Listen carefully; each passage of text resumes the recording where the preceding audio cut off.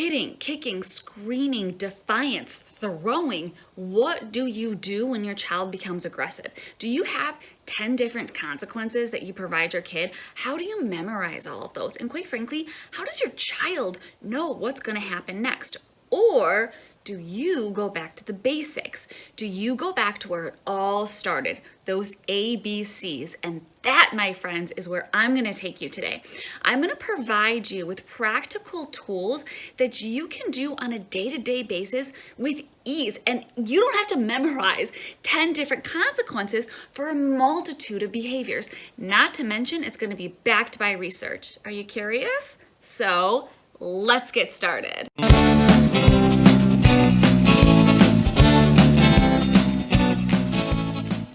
Welcome back, and if this is our first time meeting, my name is Alicia Tomowski, and here, my passion is to provide you with parenting tools, not tips, tricks, or hacks, but parenting tools. I have an applied behavior analysis foundation. I'd like to think that I make them user-friendly. Now, I want to set you guys up for success. I'd like to make these videos relatively short because the odds are as you're a caregiver and you have a short amount of time that you're working with anyways, so I kind of need to drop those gems as quickly as possible. So go get yourself a notebook because here we go. So what do I mean when I say ABCs?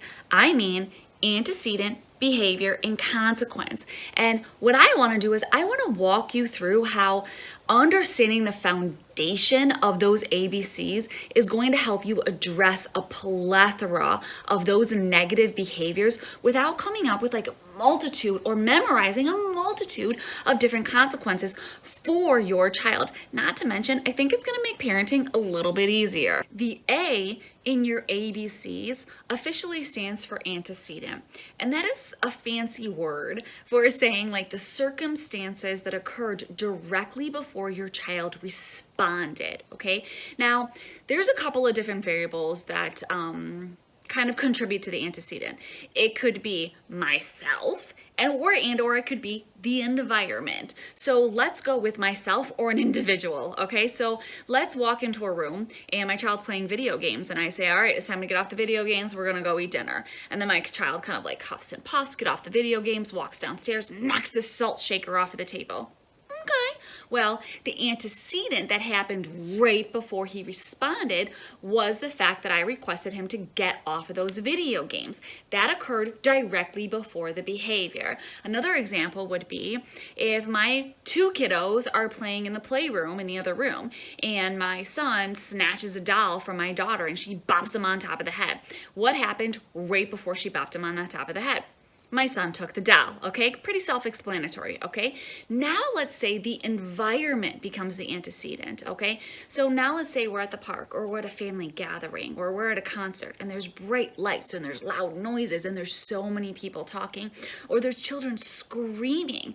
Our child could be on overload and then all of a sudden our kiddo comes up screaming in the other direction, or they come up and bite us. What happened right before? The environment that occurred right before she responded by biting, hitting, kidding, screaming, those types of things, was that the environment itself, the bright lights, were too much for her, which then leads me to the B in your ABCs, the behavior.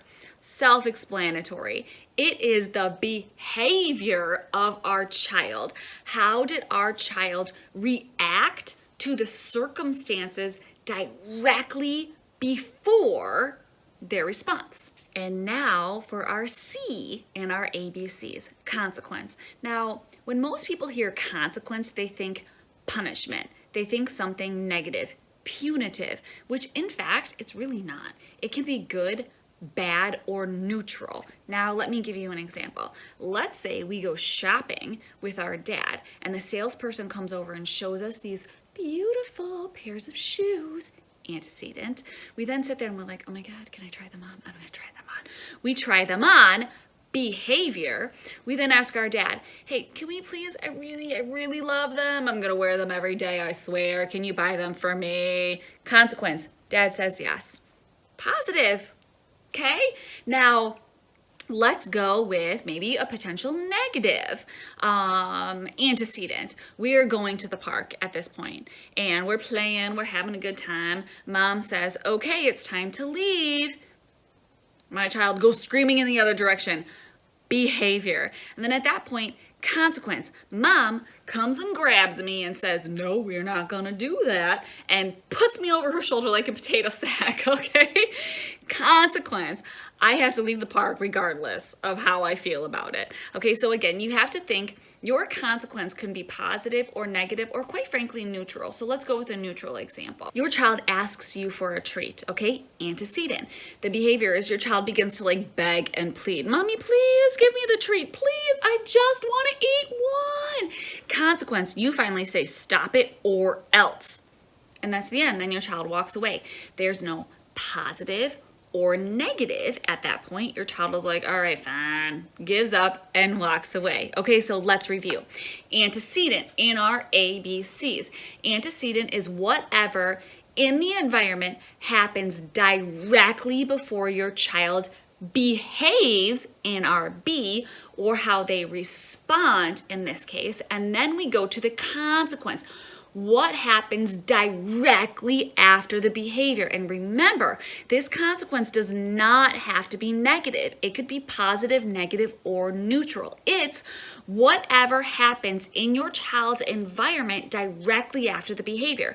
Does it increase the occurrence of the behavior potentially happening in the future? Does it decrease the occurrence of the behavior potentially happening in the future? Or does it kind of like, meh, well, the behavior might happen, might not happen again. We'll see what happens, because whatever that consequence was, wasn't powerful enough for it to increase or decrease that behavior. So that's kind of your general concept of your ABCs, your antecedent, behavior, and consequence, okay? What I want to do now is let's see how we apply them to those aggressive behaviors. And specifically, I really want to focus on those consequences. And because most parents get it epically wrong with those consequences, okay? And let me explain to you why. Because consequences need to be directly related to those negative behaviors. Not only that, but they have to be in the room in which the offense or that negative behavior occurred. Let me give you an example. So if your child throws a toy, all right, is really mad and is like, "Brr," and just chucks a toy just across the room or whatever, whether it hits somebody or doesn't hit somebody. Throwing a toy is kind of like a non-negotiable. Like, no, we don't throw toys. Now, if when your child throws a toy, it turns into a timeout, or it turns into I send you to your room, or it turns into a screaming match or a tug of war or a power struggle, at that point, like, there's no correlation between the fact that I threw the toy and now I go to timeout. Like, that makes no sense. What you want to do is, if your child throws a toy, it then becomes I get down to eye level. Okay, it's super important, super important.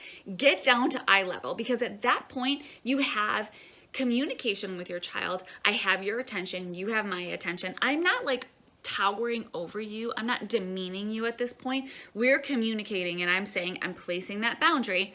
Throwing is not acceptable. You may not throw.